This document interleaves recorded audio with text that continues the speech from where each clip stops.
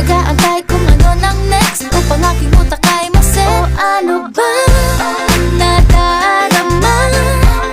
Huwag nang paligoy-ligoy-ligoy, paligoy-ligoy pa. Pwede ba? Huwag ka nang magrama.